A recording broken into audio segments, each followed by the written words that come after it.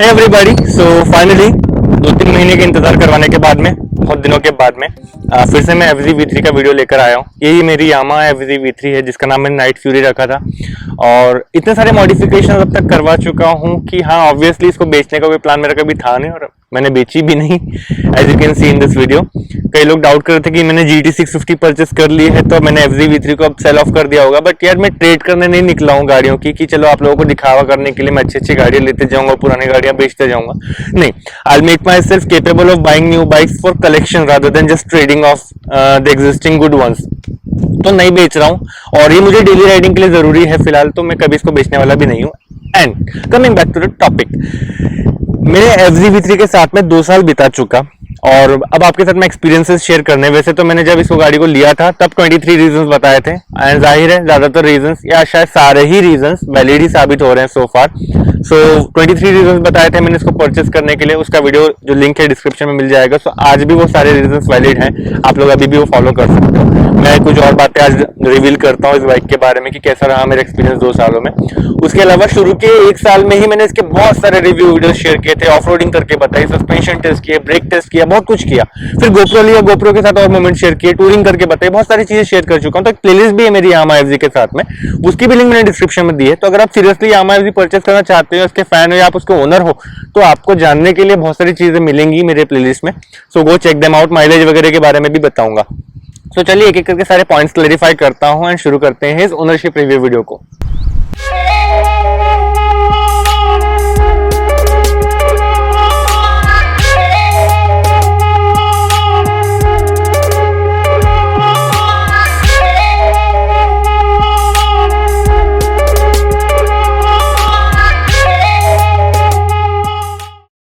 Okay, सो Yamaha FZ V3 BS6 है ये। 2020 में मैंने इसको परचेस किया था फरवरी में। ओके, फरवरी 2020 में इसको परचेस किया था, तो फरवरी 2022 यानी 2 महीने पहले इसके 2 साल पूरे हो चुके हैं। एंड जो एक्सपीरियंसेस मैं शेयर कर रहा हूँ समझ लो आप 2 महीने पहले तक के ही हैं, क्योंकि उसके 2 महीने के बाद में भी कुछ बदला नहीं है। और मैंने इस गाड़ी को परचेस किया था 1,19,000 रुपीज ये प्राइस में ऑन रोड। इसको मैंने MP में परचेस किया था, एक छोटे टाउन से, बैतूल डिस्ट्रिक्ट में, और उसी का नंबर है मेरे पास में क्योंकि मैंने एजुकेशन वहां से किया, तो मैं परचेस कर सकता हूँ वहां से अगर चाहूँ। और उसके बाद में मैंने बाकी सारी गाड़ियां तो महाराष्ट्र में परचेस की। मैं नागपुर में रहता हूँ, वहीं चलाता हूँ इसको। नागपुर में मैं बाकी सब गाड़ियां परचेस कर रहा हूँ, बस ये वाली गाड़ी और उसके पहले की ग्लैमर वो MP की परचेस की हुई है। ऐसा कुछ खास रीजन नहीं था कि मैंने MP से क्यों परचेस करी, बस ऐसा था कि वहां से मैं परचेस करके 220 किलोमीटर चलाते हुए यहाँ पर लेकर आया, मुझे बहुत मजा आया। तो फर्स्ट राइड 220 किलोमीटर की थी मेरी इसके साथ में परचेस करने के बाद तुरंत। उसके पहले मैंने कोई लंबी टेस्ट राइड भी इस गाड़ी की ली नहीं थी, शॉर्ट टेस्ट राइड ली थी एक सिग्नल से दूसरे सिग्नल तक के बस, और मुझे पसंद आ गई थी गाड़ी, तो मैंने परचेस करने का डिसीजन बना लिया और बहुत सारी बाइक्स को इग्नोर करते हुए इसको परचेस किया था। और फिर लॉन्ग राइड करते हुए जब घर तक लाया तो इतना ज्यादा मजा आया था इस गाड़ी के साथ में, ट्रूली ऑसम यार। राइड करने में इसका जो मजा है ना, मैंने फर्स्ट डे ही देख लिया। कई लोग सोचते हैं लॉन्ग डिस्टेंस से ज्यादा हाई स्पीड पर चलाना नहीं चाहिए शायद गाड़ी को, नई गाड़ी है तो इंजन ऑयल चेंज होने तक के, बट ऐसा कुछ नहीं था। फर्स्ट राइड मैंने जो की 80-90 तक भी चलाया था उस दिन मैंने उसको, और बहुत अच्छे चल रही थी, बहुत स्मूथ चल रही थी। यामाहा इंजन का जो मजा है मुझे फर्स्ट राइड में मिल गया था। अभी वर्स्ट माइलेज और बेस्ट माइलेज से शुरू करते हैं टॉपिक। तो वर्स्ट माइलेज जो अभी तक मुझे मिला है हार्श ड्राइविंग करते हुए, परफॉर्मेंस एंजॉय करते हुए, तो 38 का माइलेज मुझे मिला है। जबकि बेस्ट माइलेज की बात करूं तो वो मुझे तो नहीं मिलता, मेरे फादर को मिलता है। वो राइड करते हैं इको मोड पर, यानी 40-45, और बार बार एक्सीलरेटर छोड़ते रहते हैं जब उनको दिखता है कि यार गाड़ी ग्लाइड कर सकती है। तो उनको 79 मिल चुका है, 75 मिल चुका है, 81 भी मिल चुका है। This is unbelievable, I know. Glamour में भी उतना नहीं मिल पा रहा था हमें, बट हाँ ये मेरे फादर कर सकते, मैं नहीं कर सकता। तो मैं अपना माइलेज बताता हूँ। मेरा बेस्ट एंड बेस्ट 55-58 तक गया होगा, उससे ज्यादा नहीं। और माइलेज की मैं कंसर्न करता भी नहीं, क्योंकि जो इंसान GT 650 चलाता है उसको 20-22 का माइलेज उसमें मिलता है। तो उसके सामने ये अगर मुझे 40-42 का माइलेज भी देती होगी ना ओवरऑल सिटी में, तो भी मेरे लिए बहुत है, क्योंकि यार कम्यूटिंग के लिए इस्तेमाल कर रहा हूँ इसको। और आप लोग सोच रहे होंगे ये कम्यूटर थोड़ी होनी चाहिए यार, तो गाड़ी बहुत एंजॉयबल वाली गाड़ी, इसको कम्यूटर मत बोलो। नहीं, मेरे को चाहिए कम्यूटिंग के लिए अच्छी बाइक। मैं चाहता हूं कि कम्यूटर वाली बाइक जो होती है नॉर्मल यार, वो 100 सीसी 125 सीसी वो नहीं चाहिए मुझे, और 150 सीसी में भी ऐसी बाइक चाहिए जो रोर कर सके। जब मैं मजा करता रहना चाहता हूँ सिटी ट्रैफिक में, तभी वो मुझे मजे दे सके, वैसी बाइक ये है। So this is an enjoyable bike even in the city commuting. तो जब मुझे रोज जिम जाना होता है आई यूज दिस, मुझे मार्केट जाना होता है आई यूज दिस, और उसके अलावा मैं कहाँ कहाँ जाता हूँ, कभी भी कहीं घूमने चले जाता हूँ शॉर्ट राइड पर ले जा लेता हूँ वाइफ को या फिर बेबी को, उसके लिए मैं यूज करता हूँ। मेरे फादर इसको लेकर घूमते रहते हैं, तो ये चलती रहती है और बहुत अच्छा लगता है इसको चलाना, क्योंकि ये एक ऐसी गाड़ी है जो बहुत ज्यादा माइलेज भले नहीं देती, मीडियम माइलेज देती है, पर मजे अच्छे देती है। तो सिटी राइडिंग के लिए this is perfect for me. Traffic cutting इसमें ईजी है, फैट टायर्स होने की वजह से हैंडलिंग मजेदार है। हैंडल तो इसका इतना जबरदस्त है, कुछ प्रॉब्लम नहीं आई है पिछले 2 सालों में इसके हैंडलिंग में, और अभी भी ऐसा लगता है जैसे फर्स्ट राइड एक्सपीरियंस था वैसा ही है। फ्रेश थोड़ी सी कम फील होती होंगी, आई नो, हमारे मेंटेनेंस में कुछ कमी रह गई होगी, हम लोग सर्विस रूटीन पे करवाते हैं, 1-1.5 महीना कभी कभी मैं डिले कर देता हूं, बट इवन देन अच्छी खासी मेंटेन लगती है। Engine, gear box, other than that जितने भी ड्राइव डायनेमिक्स है गाड़ी के वो जबरदस्ती है, वेल मेंटेन्ड है, तो ऐसी कोई दिक्कत फिलहाल आई नहीं है। 2 साल में भी गाड़ी में कोई बदलाव नहीं है। और सर्विस के जो है वीडियो सारे मैंने दिए, शुरू की 5 फ्री सर्विस जो होती है लेबर फ्री, वो मैंने सारे के सारे वीडियोस में बताई है। First, second, third, fourth, fifth सारी सर्विस के वीडियोस मेरे चैनल पर है। तो सर्विस वाली प्लेलिस्ट है बाइक मेंटेनेंस करके, आप उसमें भी देख सकते हो, या मेरी FZ-V3 की जो प्लेलिस्ट है वो वीडियोस भी मिल जाएंगे। और सर्विस के एक्सपेंसेस 500-600 रुपए लगभग आते हैं हर सर्विस में, अब ज्यादा आएगा। और मैं सोच रहा हूँ क्योंकि लोगों के लिए नॉलेज मुझे कवर करना, तो शायद मैं अब यामाहा में सर्विस ना करवाते हुए 1-2 सर्विसेज दूसरे अच्छे सर्विस स्टेशन में भी करा के चेक करूं कि उनकी सर्विस क्वालिटी कैसी है, क्योंकि यार हो सकता है दूसरी चीजें मैं एक्सप्लोर कर तो मुझे कुछ नया सीखने मिले और आप लोगों के लिए नई इन्फॉर्मेशन भी मुझे कवर करने का मौका मिले। अब गाड़ी के कुछ अपग्रेड्स के बारे में मैं बात करता हूँ। मैंने क्या क्या अपग्रेड करवाया। मैंने वाइजर लगवाया था, this is double bubble visor, not just bubble visor, double bubble है, यहाँ पर बबल है और यहाँ पर बबल है। डबल बबल वाइजर रेयरली मिलता है और ये वाला वाइजर किसी को नहीं मिल पा रहा, ऑनलाइन भी और लोकल शॉप पर भी जहां से मैंने लिया था इसको, गौरव एक्सेसरीज से इसको मैंने परचेस किया हुआ था, तो वहां से भी मुझे अभी दोबारा ये वाइजर मिल नहीं रहा है। उसको लेने के बाद में मैंने इसमें कार्बन फाइबर की रैपिंग करवाई, बहुत सुंदर हो गया, पूरी गाड़ी ब्लैक फील हो रही थी। वो हो जाने के बाद में फिर मुझे लगा थोड़ा और अपग्रेड करना चाहिए, तो मैंने इसमें हाइड्रोग्राफिक्स करवाई। दिस इज हाइड्रोग्राफिक्स, यहाँ पर भी है, टैंक पैनल पर भी है, वो बहुत अच्छा लग रहा था। उसके बाद में भी लुक्स, गाड़ी फुल ब्लैक कलर की है तो उसको साफ करते रहना पड़ता था कि वो ब्रांड न्यू जैसे चमकती रहे, तो वो मैं करता हूँ जब जब मुझे मौका मिलता है। तो गाड़ी मुझे उस बात का सेटिस्फेक्शन देती है कि whenever I clean it, wash it, it looks new and it feels fabulous, rich लगती है बाइक। तो वो चीजें मैं कर रहा हूँ। अच्छा, कॉस्ट ऑफ अपग्रेड पे आगे कंटिन्यू करता हूँ। फिर इसके अलावा मैंने ये लगवाया है, हैंड गार्ड्स है, this is also very good thing. और जो नंबर प्लेट यहाँ पे रहती थी, वो नंबर प्लेट को मैं नीचे किया, उसके लिए क्लैम्प मंगाना पड़ा पहले तो अमेजोन से। वो क्लैम्प मंगवाने के बाद में उसमें नंबर प्लेट जो है वो HSRP यानी हाई सिक्योरिटी जो रजिस्ट्रेशन प्लेट होती है वही लगवाई हुई है वहां पर, और हॉट स्टैम्प्ड है वो। उसके ऊपर फ्रेम्स भी लगे हुए हैं दोनों तरफ में। और इसके अलावा ये जो नाइट ओरिजिनल नंबर प्लेट है उसमें मैंने ये रेडियम का काम करवाया है, तो मैंने इसका नाम लिखवा दिया है गाड़ी का, नाइट फ्यूरी। उसके अलावा सीट कवर में 2-3 बार चेंज कर चुका हूँ और दोबारा चेंज करूंगा। This is just experiment. आप लोग बोलते हो अच्छी नहीं लग रही, अरे एक्सपेरिमेंट रहती है यार, और कुछ नहीं है। उसके बाद में ग्राफिक्स मैंने लगवाए थे बीच बीच में, जैसे वो GT लिखा हुआ है आपको दिख रहा है वहां पर, एक्चुअली वो पिस्टन ग्राफिक्स का एक पार्ट है। और मैंने कार्बन फाइबर रैप यहाँ पे भी करवाया हुआ है इसके मफलर पे। उसके अलावा लाइट्स लगवाए हैं गाड़ी में, ग्रीन कलर के लाइट नीचे लगे हुए हैं, और भी बहुत सारे अपग्रेड्स आने वाले हैं। तो इस बार तो मैं थोड़ा और ज्यादा हैवी लेवल का अपग्रेड करने वाला हूँ। शायद मैं कुछ ऑक्सिलरी लैंप्स लगवाऊंगा, कुछ और ग्रीन लाइट्स लगवाऊंगा, ब्लू लाइटिंग लगेगी गाड़ी में कुछ। मैं प्लान कर रहा हूँ कि वाइजर के साथ कुछ करूं, बट लग रहा है कि ये रेयर वाइजर है, इसको छोड़ना नहीं चाहिए। तो फिलहाल देखते हैं क्या करूंगा क्या नहीं, आप लोगों के साथ मैं उसका भी एक वीडियो शेयर करूंगा ना। गुड थिंग इज अपग्रेड करने के लिए इस बार मैं 1 दिन या 2 दिन में अपग्रेड नहीं करवा रहा हूँ, कई महीनों से थोड़े टाइम स्पेंड कर करके अपग्रेड्स करवा रहा हूँ, और सबका एक टोटल वीडियो दे दूंगा कि कुछ नया ट्रांसफॉर्मेशन आप लोग नोटिस कर सकें। इसलिए मैं आज क्लोजअप नहीं दे रहा हूँ गाड़ी के बारे में। अब गाड़ी के प्रोज की बात करते हैं, फिर कॉन्स के बारे में बताऊंगा। प्रोज में राइड क्वालिटी सबसे नंबर 1 पर है, क्योंकि इस गाड़ी को सबसे अच्छा रीजन अगर है परचेस करने का तो वो राइड क्वालिटी है, वो हमेशा रहेगी। गाड़ी 2020 वाली मेरी है, 2021 में थोड़े से अपडेट्स आए तो कलर स्कीम को लेकर के आए, और थोड़ा सा उसमें वो कनेक्टिक्स का फीचर वगैरह लाया है, which sucks, nobody likes it. उसके अलावा आज जो गाड़ी आपको मिलेगी यामाहा FZ की, और वो भी इस गाड़ी सेम प्लेटफॉर्म है, सेम इंजन है, nothing has changed mechanically, it's just the looks. गाड़ी में कुछ कलर स्कीम्स आ गई, अलॉय व्हील्स में गोल्डन कलर के ऑप्शन वगैरह आ गए, कनेक्टिक्स का फीचर तो है ही, एज सच कोई मेजर डिफरेंस नहीं आया है। So whatever I am experiencing with my motorcycle right now is the same thing that you guys will experience after 2 years if you purchase today. So ये सारे experiences आप पर अभी भी अप्लाई होंगे, which is the good thing कि Yamaha अपनी गाड़ी को अपग्रेड कर भी रहा है थोड़ा बहुत, तो आपकी पुरानी गाड़ी पुरानी नहीं महसूस हो रही। So I am still enjoying the bike the same way anybody who will buying today will enjoy. So ride quality जबरदस्त है यार। जब इसको अपन सिटी ट्रैफिक में चला रहे होते ना, इसका हैंडल काफी लाइट लगता है, बहुत लाइट नहीं है, ठीक है, हैंडल करने में मजा आए, फील है, तो अच्छे खासे तरीके से हैंडल हो जाती है। एंड थोड़ा सा लीन करते हुए भी आप ट्रैफिक कटिंग करना चाहते हो, वो भी आप कर सकते हो क्योंकि गाड़ी के टायर फैट है। And then the suspension support a lot in stability, high speed पर आप चलाओ ये वॉबल भी नहीं होती, और मुझे लगता है और 120 130 पे भी जाने लायक होती कैपेबिलिटी इसकी, तो ये तभी भी वॉबल नहीं होती, इसका इतना कॉन्फिडेंस मुझे मिलता है।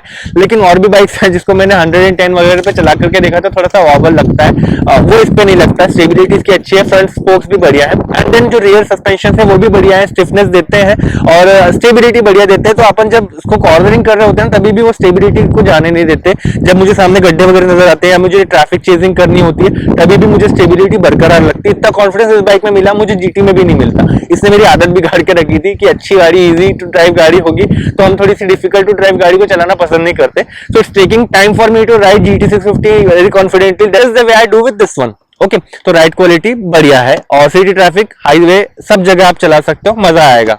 इसके अलावा कंफर्ट की बात करते हैं। मैंने बोला था सस्पेंशन स्टेबिलिटी देते हैं, स्टिफनेस देते हैं, बट हाँ सस्पेंशन उतने ज्यादा स्टिफ नहीं है। तो जब अपन रास्ते पर चल रहे होते हैं और खराब रास्ते आ रहे होते हैं तो अपने को एज अ राइडर फील नहीं हो देता। मोनोशॉक सस्पेंशन का बहुत बढ़िया है और फील नहीं हो देता जाते झटके, तो पीठ पर दर्द नहीं होता। मैंने लॉन्ग डिस्टेंस ड्राइव किया है इसके साथ में तो भी मुझे कभी बैक पेन तो कभी नहीं हुआ। सो कंफर्ट इज टॉप नॉच। उसके बाद में जो राइडिंग पोजीशन दी हुई है it's little bit lean forward, little bit, not much, तो ऐसा बहुत ज्यादा डिफिकल्ट नहीं होता है और बहुत ज्यादा बैक पेन उसकी वजह से भी नहीं होता। हाथों पर भी पेन नहीं, शोल्डर पर पेन नहीं, बैक पर पेन नहीं। पैरों की पोजीशन जो है फुट पैक की वो भी बढ़िया है, सो उसमें भी किसी तरह की कोई टायर्डनेस अपने को लगती नहीं है और बहुत इजीली मैं इसको हैंडल कर पाता हूँ जिस तरह की सिटिंग पोजीशन पे बैठता हूँ। कॉन्फिडेंस काफी बढ़ा हुआ रहता है, कंफर्ट लेवल हमेशा बढ़िया रहता है और मुझे किसी तरह का पेन नहीं होता सिवाय रिस्ट के, वो भी इसलिए क्योंकि एक्सेलरेशन हमें लगातार देते रहना पड़ता है तो रिस्ट में पेन होता है। दैट्स नेचुरल, जस्ट एनी किसी भी बाइक में होगा अनलेस आपके पास क्रूज कंट्रोल हो, तो बाकी कोई भी दिक्कत नहीं आती मुझे कंफर्ट में। कंफर्ट गाड़ी का अच्छा है। हाँ, पिलियन राइडर का मेरे पास फीडबैक है, पिलियन राइडर को झटके अगर ज्यादा लगते हैं गड्ढों में तो उसको थोड़ा सा पेन होता है। वो भी जो राइडर रोज नहीं चलता है गाड़ी में पिलियन में, जिसको एक्सपीरियंस नहीं है पिलियन राइडर बनने का, उसको ही लग सकता है ऐसा। अदरवाइज नॉर्मली तो यह कोई बहुत ज्यादा बड़ी बात नहीं है पिलियन राइडर के कंफर्ट की भी। इसके अलावा मुझे हाईवे का जो कन्वीनियंस इस गाड़ी में मिलता है वो उसके बारे में बात करना चाहता हूँ। वैसे मैंने राइड क्वालिटी की बात कर ली, उसकी बात नहीं करूंगा। हाईवे कन्वीनियंस से क्या मतलब है, जब मैं टूरिंग कर रहा होता हूँ ना तो माइलेज अच्छा तो देती ही है, बट इंजन जो है उसका एंड्योरेंस अच्छा फील होता है। बहुत ज्यादा हीट फील नहीं होती जब अपन हाईवे पर राइड कर रहे होते हैं। मैंने कभी इसकी हीटिंग भी फील की कि यार इंजन से बहुत भाप आ रही हो और मुझे बहुत हीट लग रहा हो, ऐसा कभी फील नहीं किया। उसके अलावा ऐसा भी नहीं हुआ कि मैं बहुत बड़ी हाईवे राइड करने के बाद आया हूँ, मैंने किसी चीज को टच कर मुझे झटके लग रहे हैं बहुत जोरदार, ऐसा भी नहीं होता। दूसरा यहाँ पर जो मफलर है इसका एग्जॉस्ट मफलर, उसमें हीट रेजिस्टेंट कवरिंग की गई है तो उसमें भी आपको कभी गर्मी नहीं लगने वाली। तो pillion rider is also safe, you are also safe, heating issue नहीं है। एंड देन जब लॉन्ग डिस्टेंस राइड अपन हाईवे पर करते हैं तो इंजन इज सो रिलायबल, उसको ऐसा स्ट्रेन नहीं पड़ता है कि यार बहुत डिस्टेंस चल गया, बहुत हाई स्पीड पे लगातार चल रहे हो तो थक गया। ये गाड़ी वैसे तो 150 सीसी की ही है, 110 के ऊपर स्पीड की मैं तो कभी ले जा नहीं पाया हूं, उसके बावजूद ऐसा लगता है जैसे परफॉर्मेंस रेडी मोटरसाइकिल दी हुई है हाईवे के लिए भी कि आप बहुत हाई स्पीड पर भी चलाओ, लगातार चलाते रहो, 300-400 किलोमीटर कर लो, कुछ दिक्कत नहीं आने वाली। मैंने कोशिश की थी कि मैं 2020 में या 2021 में टूरिंग वीडियोस और ज्यादा बनाऊं, लेकिन लॉकडाउन चल रहे थे एंड बहुत ज्यादा पैंडेमिक वगैरह का इशू चल रहा था तो मैं ज्यादा टूरिंग इसमें कर नहीं पाया। बाद में GT 650 ले ली तो मैंने उसके साथ में बट टूरिंग वगैरह शुरू कर दी तो भी मैं कुछ कर नहीं पाया। तो I will think I will try कि इस साल में इसका 1 या 2 टूरिंग वीडियोस दूं लॉन्ग डिस्टेंस वाले। आई एम नॉट श्योर वो कैसे होगा, कहाँ जाऊंगा, बट ठीक है, अगर आप लोग कमेंट में बोलोगे तो मैं कुछ प्लान कर लूंगा। हाईवे पे माइलेज भी गाड़ी का काफी अच्छा रहता है वैसे, और सिटी माइलेज तो मैंने आपको बताया ही था 40-45 तक के मैं एक्सपेक्ट कर सकता हूँ। हाईवे पे 55-60 तक का भी माइलेज एक्सपेक्ट कर सकते हैं। अगर डिसेंट स्पीड पर क्रूजिंग करेंगे, 80-90 तक के भी क्रूजिंग करेंगे ना तो 50 प्लस माइलेज आप एक्सपेक्ट कर सकते हो, which is only acceptable from a vehicle which is coming from Yamaha, specially when it is FZ। 149cc वाली FZ से आप एक्सपेक्ट कर सकते हो, 155cc वाली MT से एक्सपेक्ट नहीं कर सकते, वो अग्रेसिवली बनाई गई है, VVA टेक्नोलॉजी उसमें है, 6 गियर है, उससे एक्सपेक्ट नहीं कर सकते माइलेज, इससे कर सकते हो। बाकी मुझे इसके इंजन की स्मूथनेस भी काफी ज्यादा पसंद है क्योंकि देखो यामाहा का इंजन है, इंजन की बातें हमेशा होती है, यामाहा का इंजन रिलायबल है, लंबा चलेगा। लंबा चलेगा इसका मतलब ये नहीं कि कैसा भी चलेगा, स्मूथ लगता है। सो रिफाइनमेंट की किसी तरह की कमी नहीं। मुझे नहीं पता BS4 वाली FZ के साथ में क्या बात थी, लेकिन FZ BS6 में तो स्मूथनेस गजब है। मतलब आप कितनी भी हाई स्पीड पे चला लो, लो स्पीड पर चला लो, इंजन सेम बिहेव करता है, स्मूथ लगता है, ऐसा लगता है बना ही उस हिसाब से चलाने के लिए है जैसा आप चला रहे हो, किसी तरह की कोई प्रॉब्लम नहीं फील होने देता। और गियर्स आप जब शिफ्ट कर रहे होते हो, इंजन स्मूथनेस के साथ साथ गियर शिफ्टिंग भी समझा देता हूँ। गियर शिफ्टिंग में आपको लगेगा कि यार कट कट आवाज आ रही है गियर शिफ्टिंग करते हो, बट रियलिटी ये है जब आप पर्टिकुलर प्रॉपर स्पीड के हिसाब से गियर शिफ्टिंग करते हो तो आप क्विक शिफ्टर की तरह भी शिफ्ट करो, इजीली गियर शिफ्ट होंगे, पता भी चलेगा गियर शिफ्ट हो रहा है। You just need to know the ideal speed to upshift the gears. अगर आपको पता है कि आपकी गाड़ी बहुत दूर जाने के बाद में वापस स्लो होने वाली है तो आप गियर शिफ्टिंग करने से अच्छा स्मूथली उसको सेम स्पीड पर सेम गियर पर चलाते रह सकते हो। पर अगर आपको लगता है कि टाइम है गियर अपशिफ्ट करने के बाद में वो स्पीड नई वाली मेंटेन कर पाओगे हाई गियर की, तो आप गियर शिफ्टिंग स्मूथली करो स्पीड को अटेन करने के बाद में। फॉर एग्जांपल आप फर्स्ट गियर पर डालते हो, गाड़ी आगे चल रही होती है, 20 की स्पीड पर आप पहुंचे तो आप बढ़ती स्पीड में 20 क्रॉस करने के बाद में बढ़ती स्पीड में सेकंड गियर डालो तो आपको नहीं पता चलेगा गियर शिफ्ट हुआ। सेकंड गियर के बाद में थर्ड गियर जो आपको लगाना है 35 प्लस पे लगाना है, 35 से 40 के बीच में, वो भी बढ़ती स्पीड में। व्हेन यू नो कि आपकी स्पीड बढ़ते रहने वाली तब आप लगाओ थर्ड गियर। फिर फोर्थ गियर आप लगाओगे 45 प्लस पे, 45 प्लस पे जब आप जाकर के गियर लगाओगे तो गियर शिफ्टिंग स्मूथ रहेगी। अब मैं गियर शिफ्टिंग की बात करूं तो रेविंग बीच में आ रही है, आपको लग रहा है रेव हो रही है, तो परफॉर्मेंस राइड करते वक्त ही इसके गियर शिफ्ट स्मूथ रहते हैं। अगर आप नॉर्मल सिटी कम्यूटिंग राइड करते हो, गियर शिफ्ट करना चाहते हो तो आप धीरे धीरे रेव करो, धीरे धीरे स्पीड बढ़ने दो, उसके बाद में स्पीड अटेन करने के बाद में फिर गियर शिफ्ट करो। जल्दी नहीं है ना गियर शिफ्ट करने की कोई, ऐसा है। उसके बाद में फोर्थ गियर हो गया 45 प्लस पे, फिफ्थ गियर जब आपको डालना है 60 प्लस पे डालो, उसके बाद में वहां पर भी स्मूथ ट्रांजिशन होगा और मस्त चलेगा। मैंने गियर रेशियो का भी एक वीडियो दिया हुआ था, टॉप स्पीड कितनी है, गियर रेशियो कितने से कई वीडियोस बन चुके हैं, सो वो भी आप देख लो। शायद मैं ट्राई करूंगा कि अभी इसमें इंजन ऑयल चेंज करूं और मोटूल लगाऊंगा या लिक्विड मोली लगाऊंगा, मैंने भी नहीं सोचा, बट यामा लूब अभी नहीं ट्राई करूंगा क्योंकि मुझे हो गया 2 साल की वारंटी भी खत्म हो चुकी है गाड़ी की, फ्री सर्विसेज भी खत्म हो चुकी है। अब मैं कहीं भी किसी भी सर्विस सेंटर पर जा सकता हूँ, मुझे दूसरे इंजन ऑयल ट्राई करने हैं, एक्सपीरियंसेस शेयर करने हैं। सो अब देखता हूँ दूसरे इंजन ऑयल ट्राई करूंगा, फिर गियर रेशियो, टॉप स्पीड, वो सब चीजें चेक करूंगा, मिड रेंज, लो रेंज आरपीएम और हाई रेंज आरपीएम पे कितना ज्यादा डिफरेंस फील हो रहा है, वो सब बताऊंगा आपको। इसके अलावा जो इंजन के स्मूथनेस में बोल रहा था, इसमें एक और पॉइंट ये है कि रोरिंग परफॉर्मेंस है। मैं आपको पहले राइड क्वालिटी में बताया था, ये जब भी मैं इसको चला रहा हूँ और मुझे लग रहा है कि सामने मेरे को थोड़ा सा खुला रास्ता मिल गया and I want a roaring performance, मैं इसको रेव करते हुए ले जाऊंगा ना, ऐसा अग्रेसिवली जाती है गाड़ी, ऐसा लगता है यार मजा आ गया, कुछ तो फील दिया। वाइब्रेशन वैसे नहीं है गाड़ी में कुछ भी, मैं अगर हॉर्न दबाता हूँ एक्सेलरेशन से ज्यादा वाइब्रेशन हॉर्न से मिलता है टैंक पे, तो उतना कम वाइब्रेशन है इसके इंजन रिफाइनमेंट की वजह से, स्मूथ इंजन की वजह से। लेकिन जो रोरिंग परफॉर्मेंस की बात कर रहा हूँ, वो आवाज बहुत बढ़िया देता है जब अपन सेकंड थर्ड गियर पर इसको एक्सेलरेट करते हैं, रेव करते हुए ले जाते हैं। इसलिए तो मुझे लो माइलेज बहुत कम मिलता है क्योंकि मैं इसको एंजॉय करते हुए राइड करता हूँ। फिर भी मेरा मेंटेनेंस कॉस्ट जो है बहुत ज्यादा नहीं, तो मैं आपको वो चीज समझाना चाहता हूँ मेंटेनेंस कॉस्ट से भी रिलेट करते हुए कि रोरिंग परफॉर्मेंस है, मैं एंजॉय कर रहा हूँ, रेव कर रहा हूँ, कुछ नहीं हो रहा है, इंजन स्मूथ रह रहा है, इंजन की क्वालिटी जबरदस्त है, सब कुछ काफी इंटर रिलेटेड है।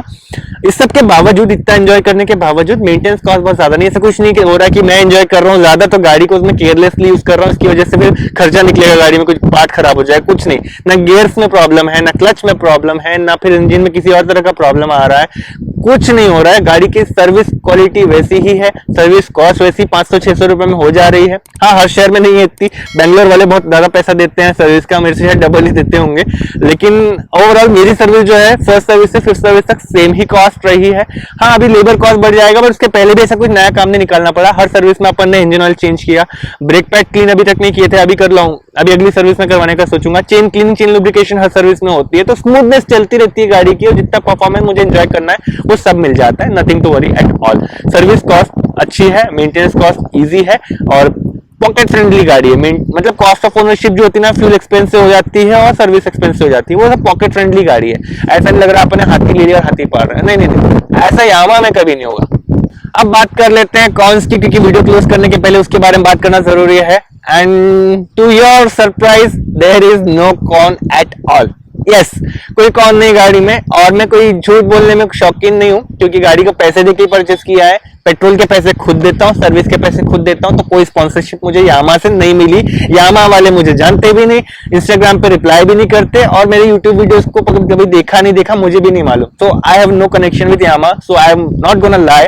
गाड़ी में मुझे कोई कॉन नहीं है। कई लोगों ने कॉन्स वाले वीडियोस में बहुत सारी बुराइयां की है गाड़ी की, पावर को लेके, हेडलाइट को लेकर के, टैंक पैनल को लेकर। मैंने टैंक पैनल खुद खुलवाया, लगवाया, उसके बाद भी, उसके पहले भी कभी भी टैंक पैनल में प्रॉब्लम नहीं आई। खुलवाया क्यों था? क्योंकि मुझे हाइड्रोग्राफिक्स लगवाने थे। सो उसके बाद थोड़ा सा वीक हो जाना चाहिए था, बट तभी भी वीक नहीं हुआ है, तो बढ़िया चल रहा है and I have no problem at all. कोई कॉन्स नहीं है, ड्राइव रिलेटेड कॉन्स नहीं है, लुक्स रिलेटेड कॉन्स नहीं है, क्लीनिंग भी इजी है, सब कुछ easy, maintenance easy, I don't see a con at all. At least मेरी वाली बाइक तो बहुत सही मिल रही है मुझे, जो मुझे कोई कॉन नहीं मिला। अगर आपको लगता है आपकी गाड़ी में कोई प्रॉब्लम है तो लिख दो कमेंट में। बाकी मैंने ऑल इंडिया में नंबर 1 लेवल पर एक एफजीएन की कम्युनिटी बनाई है, all the FG owners which are interested to join me in that group. एक इंस्टाग्राम, एक टेलीग्राम पे ग्रुप है, एक व्हाट्सएप पे ग्रुप है, व्हाट्सएप ग्रुप बहुत जल्दी फिल हो जाता है, लिंक फिर भी डिस्क्रिप्शन में दे दूंगा सबकी, और एक इंस्टाग्राम पे फैन पेज भी बना हुआ है। आप तीनों में से कहीं पर भी जाओ, आप कम्युनिटी के साथ में डिस्कशंस कर पाओगे, आपकी गाड़ी परचेस करने के पहले क्वेश्चंस या गाड़ी लेने के बाद के एक्सपीरियंसेस शेयर कर सकोगे, कुछ क्वेरीज उसके बाद में ownership related tips and tricks आपको चाहिए तो वो भी आपको वहां मिल जाएंगी।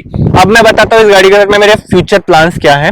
सबसे पहले तो कभी नहीं बेचूंगा, क्योंकि मुझे डेली राइडिंग के लिए इसकी जरूरत है और हमेशा रहेगी, और ये मेरे रेपुटेशन को सूट करती है डेली राइडिंग में। इसके अलावा मैं ग्लैमर भी कभी राइड नहीं करता, डेली राइडिंग में मुझे वो गाड़ी नहीं चाहिए, तो मैं इसको लेकर घूमना पसंद करता हूँ और इसकी वजह से मैं जाना चाहता हूँ। मुझे बहुत पसंद है, इस गाड़ी ने मुझे एक आइडेंटिटी दी थी 2 साल पहले मैं कार वीडियोस बनाता था तो टाटा हैरियर ने मुझे आइडेंटिटी दी थी, एंड जब इसके वीडियोस बनाने चले किए तो मुझे इसने आइडेंटिटी दी। तो I think half the subscribers I have, half the people who know me, half the audience who support me are because of FZ V3 and I love them all. I love you all.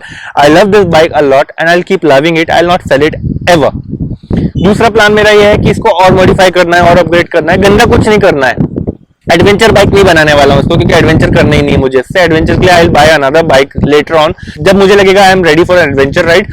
तब तक कि मुझे इसको adventure ride नहीं बनाना, मुझे इसको classic bike, खूबसूरत दिखने वाली नेकेड स्पोर्ट बाइक बना के रखना है। और मैं क्या क्या कर सकता हूं मैं देखूंगा, आइडियाज लूंगा, आप लोगों से भी डिस्कशन करूंगा। बट हाँ, एक मॉडिफिकेशन वीडियो आने वाला है, उसके बाद में एक मेजर अपग्रेड दूसरा में आएगा अगले साल में, तो तब तक के आप लोग वीडियोस देखते रहना। उसके अलावा मैं इसको तब तक के डेली राइडिंग तो करते रहूंगा, माइलेज अच्छा है, सिटी राइडिंग अच्छी कर देती है गाड़ी, और ज्यादा किलोमीटर भी इसके ओडोमीटर में होंगे तो बुरी बात नहीं है। मेरा एक दोस्त है, उसने शायद 20-30 हजार किलोमीटर चला लिए हैं, नागपुर का ही है। I will try to interview him and he will share his long term experience too. उसने भी बहुत ज्यादा एंजॉय किया होगा, मैं भी कर रहा हूँ। मुझे लगता है गाड़ी परफेक्ट है डेली यूज के लिए, हर दिन चलाने के लिए। आप कॉलेज बॉय हो, आपको सुबह से शाम तक कॉलेज में घूमना है या ट्यूशन जाना है, आप जा सकते हो इसके साथ में। आप अगर आप ऑफिस जाते हो, डेली कम्यूटिंग ऑफिस के लिए करना चाहते हो, या फिर अगर आप ऑफिस के काम से घूमते भी रहते हो ना, उसके लिए भी ये बाइक परफेक्ट है। उसके अलावा अगर आपका सिटी टू सिटी ट्रैवल करने का काम है, आपको लगता है आपको अपने सिटी से दूसरे आसपास के छोटे टाउन्स में घूमते रहना पड़ता है, उसके लिए आपको highway experience plus city experience के हिसाब से गाड़ी चाहिए, कंफर्टेबल राइड और रिलायबल गाड़ी चाहिए, फेलियर और ब्रेकडाउन के चांसेस मिनिमम चाहिए आपको, तो भी आपके लिए गाड़ी परफेक्ट है। और मैं इस गाड़ी के और भी कई सारे वीडियोस बनाना चाहता हूं, बट मैंने नोटिस किया था कि पिछले कुछ एफजी वीडियोस आप लोग सपोर्ट नहीं कर रहे थे, तो मैंने फिर वीडियोस बनाना कम कर दिया। मुझे लगा आप लोग ही देखना नहीं चाहते तो फिर मैं क्यों बनाऊं।